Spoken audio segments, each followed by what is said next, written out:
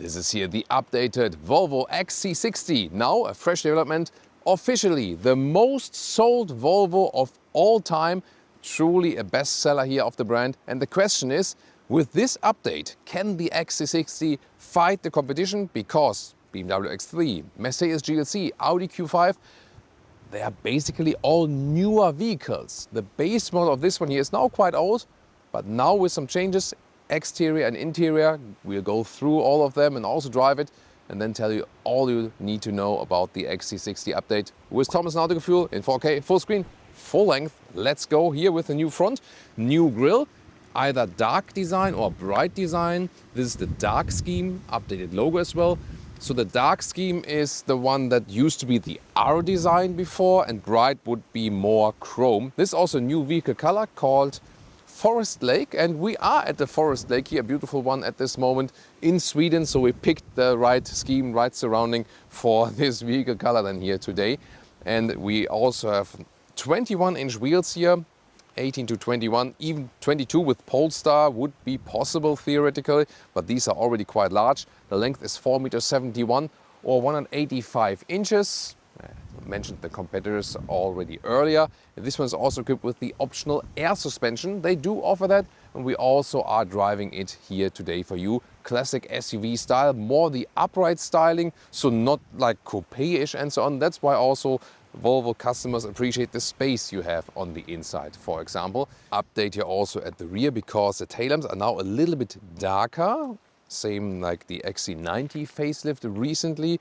And this one is here, you can see the badge, the T8 plug-in hybrid, soon more to the engines. And also rather clean design in the lower part, no fake exhaust or something like that. Always 2-liter 4-cylinder petrol engines at Volvo, either with a mild hybrid or then here in this case with the plug-in hybrid drivetrain. You either get 250 horsepower for the mild hybrid or for the plug-in hybrid. And this one is the T8 with 310 horsepower, the most powerful version, 4.9 seconds then in the acceleration, and of course also all-wheel drive. And here the charging is only 6.4 kilowatt AC, not too quick, more in the sense of putting it at home on the wall box. The battery capacity net is 14.7, so around 15 kilowatt hours. Not too large, not too small. This 18.8 figure is, by the way, the gross figure. Realistic, pure electric driving, some 60 kilometers, 40 miles, something. Now towards the interior, standard Volvo key fob. It's nothing special. Door closing sounds. Let's check it out. It's all fine. Yeah, the rear door is actually better than the front one, but both solid. Then inside of the doors, top part here is nicely structured and also somewhat soft. I also like here these chrome style door handles. Bose and Wilkins sound system is really amazing, like that one. Then here, soft for your elbow. And the only thing is here, there's no real cover for the inside of the door. Then we have the entry sill badge. Typical Volvo floor mat as well, and already here some nice wood, matte wood Scandinavian inserts. Steering wheel material is also animal free, feels really nicely. Still some real buttons, and important, just one left click here and this EU speed chime warning is deactivated. That's a cool feature. Then seats, different ones are available with the surfacing, so you get fabric seats, so-called city weave for example, or then here the Nordico is a high-grade leatherette, also with some quilting structure here. And they are even made from recyclables plus some pine oil. That's also going full circle, and yeah, they're actually very comfortable. Headroom here with one A9 602 is fine, although this one is here the panoramic glass roof. You can still open that one here, so that's actually pretty cool. And then there's also a shade available. The only thing is I don't like this slider here that much. If you now think about the competition, by the way, so first of all here it's like the shade you can apply for really hot days, would of course also cover all the way. If you think about the competition, Volvo is always very good in the seat ergonomics. Just BMW is a little bit better as for seat ergonomics meanwhile. And also, for example, in the Mercedes GLC and in the BMW X3, you would get a high-grade leatherette which is perforated and can also be cooled. That is not then here with this seat. For 1,000 euro extra, by the way, you get here the insulation for the windows. It's a package and it's both for the front and also for the rear windows. And by the way, this color of the seat here of this Nordico leatherette is called cinnamon. And now to the cockpit perspective, which is to me the highlight of this vehicle, because I mentioned maybe some things where the Germans are ahead, but here we find some things where Volvo is still ahead. For example, here the dashboard you can get here with the high-grade leatherette covering and the stitching. This feels amazing, looks amazing. Also the integration here of the sound system here, the Bose and Wilkins sound system. This is really lovely. I love this design detail work. For example, here also this silhouette of the Swedish flag, and also the matte wood insert here. You can hear it, how you can feel it. This is really nice. So I love this cockpit indeed. And new 11-inch infotainment system. Yes, on the one hand, it's a little bit popped out. Before it was like more integrated, but now it's larger. You can easier access things. The icons are bigger and so on. So yeah, it's maybe like a trade-off, but it looks more modern. You still have a manual volume jog in the lower part, at least this one. However, the climate unit is done here and always in this 2-click scheme. One and then, and also for the seat heating, for the steering wheel heating. It's good that we have one, but I would like to control that physically. That's counting for all the manufacturers, and especially not in 2 steps. I think if you put then the climate unit, at least make it plus minus directly accessible on the first layer. And then here, glove box, also smoothly dampened like that. Also when you close it, it's interesting that they have this very sensual scheme here from the lines. New inductive charging pad, this new position here in the front, that the smartphone is more open and easier to access, that you don't have to squeeze it in somewhere. This also has this optional crystal glass shifting lever. You don't have to go for it. One start stop here. And then here a matte wood that looks also pretty cool. Just this segmentation here is in this vehicle here not, let's say, not that well built. Maybe it's a one-off. We have to see about the other vehicles. But the problem is that it belongs to the mechanism, that there are individual segments that you can slide it open. And then you have adaptive cup holders, 4-dot design. It's holding bottles tight as well. And then you can also, this maybe could be a little bit softer for your elbow. You can slide open, well built. And then you have space for your smartphone if you, especially like connection with the cable, which I usually prefer actually. And we can soon go into the infotainment details for you. Driver POV here once again with these buttons here. For example, you can change stuff in the digital instrument like map or no map view. We also have a head-up display, always hard to see on camera, it's not flickering.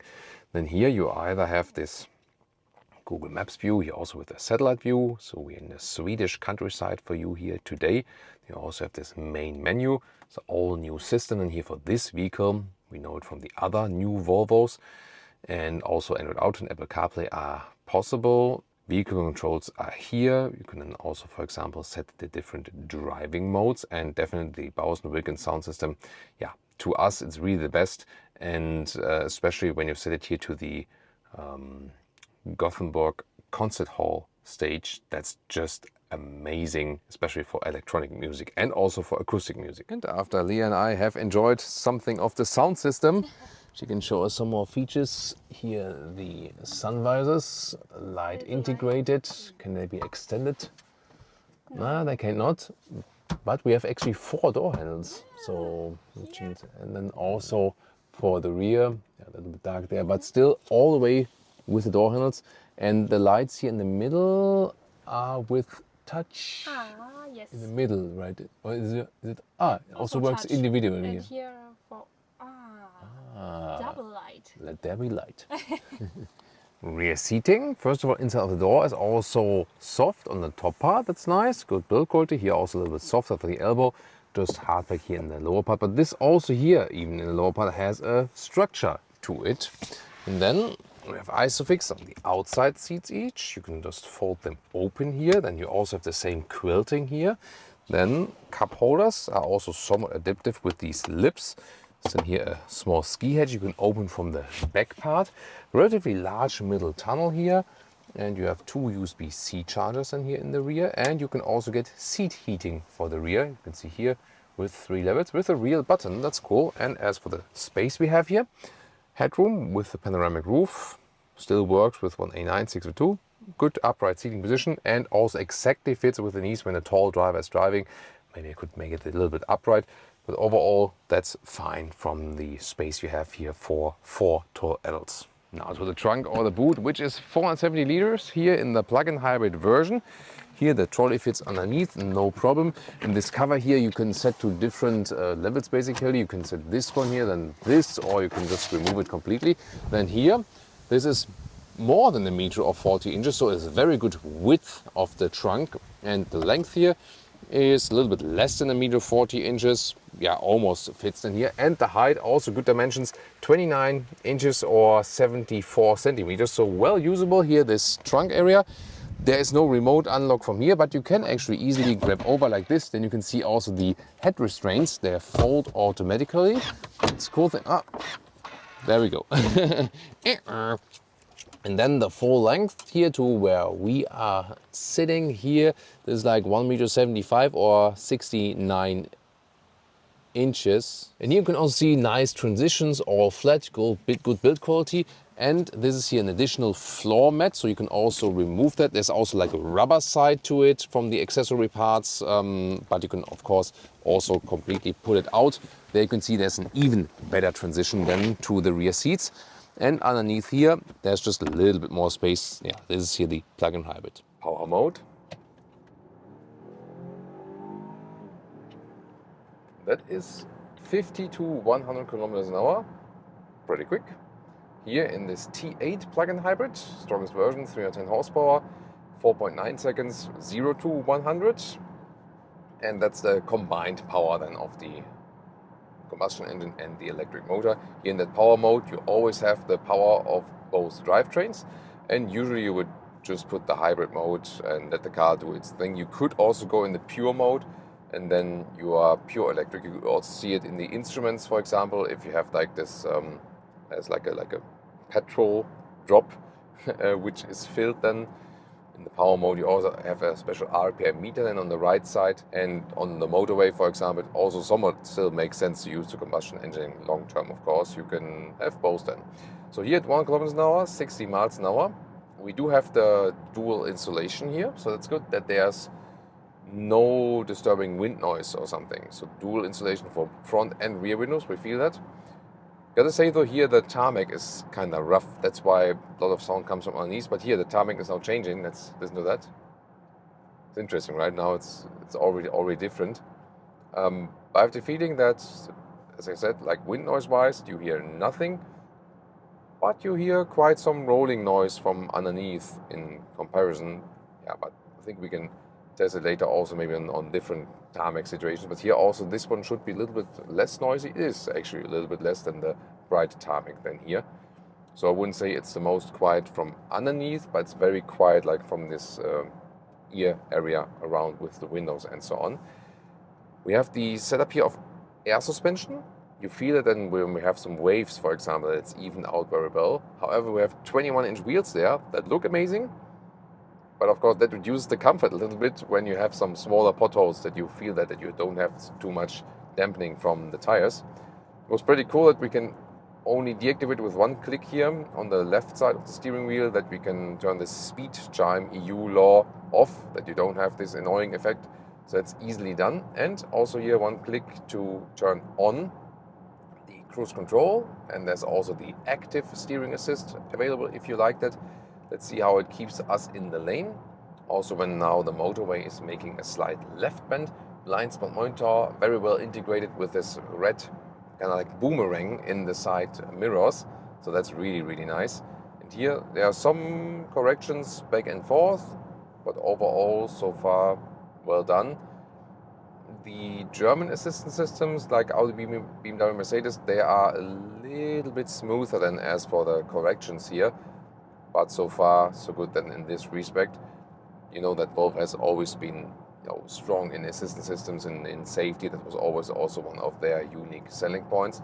And so far, this is also working very well. I'm really like the visualization of the blind spot monitor. That's larger than with most other manufacturers, actually. Gotta say though again, I'm not sure if Leah agrees that considering we have dual insulation, I would have believed that it's a little bit more silent in here, right? It's louder. Yeah, it's too, yeah. so It's better in the city. Yeah, Maybe yeah, not definitely. driving So too motorway fast, yeah. could be a little bit more silent.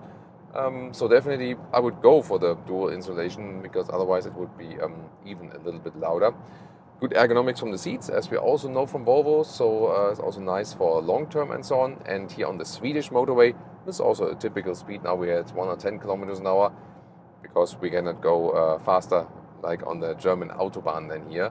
So it's a good long way cruiser because of the comfort and so on, especially of the seat ergonomics. And with this new infotainment system, some things go quicker, it's more responsive, and it's also cool that we can use the Google Maps. Then again, changing the temperature while driving, you always have this two-click thing, you know. That's not the best. I still prefer the physical dials. At least we have one for the volume still here, you know. That's good to have that, definitely. Staying also in the hybrid mode, so let the car do its thing. You're not sure if one of our cameras catches once again the blind spot monitor. If you don't see it, it's like really like a red boomerang, which is actually pretty cool. So for the best comfort, I would stick with smaller wheels because 21-inch are already quite large, and then you have more pothole comfort, so to speak. But the air suspension, we do feel that it gives you this floaty ride. And it's really nice when you have some waves on the road here, especially on the motorway, that this is also evened out very well. That's actually pretty cool. When we're going downhill, I also see it in instruments, we have recharging, recuperation. And when I have set the Google Maps here, the internal Google Maps, I also see the Google Maps guidance here in the instruments. That's a very handy thing to do. So I can show you the driving modes here. And I have my maps here in my line of sight. I also see the head-up display. If you have the Google Maps via Apple CarPlay, you do not see them in the instruments. So that's why I also switched it then and use it with the car internal Google Maps. And of course, you don't use your smartphone data if that's any relevant for you, if you don't have unlimited data or something like that. And let's also drive here off the motorway. Here's also a road that is not so well done. We also have some speed humps here. And there you feel again this aspect that the 21-inch wheels, they reduce the comfort, yet the air suspension is doing a good job, you know. So, and that's kind of like a contrary thing. I would maybe stick with 19-inch wheels. Then you have definitely more comfort. That would be something that definitely helps you. We also have some some rougher tarmac here in the potholes. Then you again feel this comfort loss due to the big wheels. But you can really control that. You know, if you think, hey, the sportier ride and the looks is more important to you, you can do it. If not, stick with the lower ones. What I find cool is that the steering is very precise and direct, so there's no dead zone area. Always there's something happening when you control the steering wheel. You don't have to steer too much, and it doesn't feel too unnatural. So sometimes we had the Volvo steering wheels that were kind of like unnatural, but this one here feels sporty.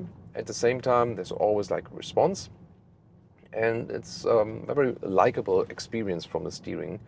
Actually better than recently in the XC90, for example. So it gives you a good controlled feeling of the car, and because it's at the same time also pretty light, it creates the feeling that the car would be smaller and lighter than it actually is. Oh, there are now like horses on the road. Gotta slow down here. When we're going downhill, when I hit the brake, again the recuperation is working. I also see this recharge meter then in this case. And when we are stuck with it, when we are slowly driving here, then we are also driving all electric again, because plug-in drivetrain here uses the electric capacity first, and it feels really smooth, you know, like the transitions again, driving, braking. At least when you handle the throttle pedal very nicely, you can also change the recuperation here. I can also go to the B mode, then we have really strong one. Yeah, it's like, yeah, that's the thing. Then you also have to be gentle with the throttle. It's almost like a one pedal driving here in the plug-in hybrid. That's very interesting. You rarely have that. That's very interesting. At the same time, when you hit the throttle a little bit harder, and that's also difference to when you maybe have the mild hybrid only, it's quite responsive also in the city. So that's the thing. The 2-liter four-cylinder engine is not the like most responsive, greatest performance engine here. That's also not the main purpose of it. But when you have then especially the T8 here, when you have enough battery capacity left, Also when you're going in some corners and so on, and you may be stopping at a traffic light and want to get going quickly again, it always has this instant response, like driving an electric vehicle. And that's also then the big advantage of the plug-in hybrid drivetrain, next to some tax benefits, of course, depending on where you live. In Germany, for example, it's very attractive to take the plug-in hybrids in comparison to pure combustion engines when you have when you have it as a company car, be it self-employed or also as an employee. So that gives you monthly tax benefits then in comparison to that. So that's actually pretty cool. Another reason to go for this one here. Yeah, and of course, because you have the silent drive then here. So especially when we're here then a little bit in the woods, driving back and forth. So we don't have any local emissions, and it's also silent for us more when we drive, when we sit inside, but also silent when we pass on the road here, and maybe people sitting in their summer huset or something like that in their summer houses. Well, it's a nice American vehicle setup here. So someone has some fable for American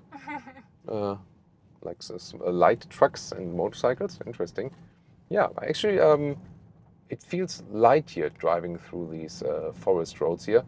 And there also we don't have this this NVH problem we maybe had at the motorway earlier. And as I said, the likable steering helps us during that. More comfort than again you would have with the smaller wheels overall. In Agile driving, how do you feel? It's fine? Good, Yeah, it's fine. Yeah, good ergonomics from the seats and so on. And yeah, this is actually where this car also really fits here.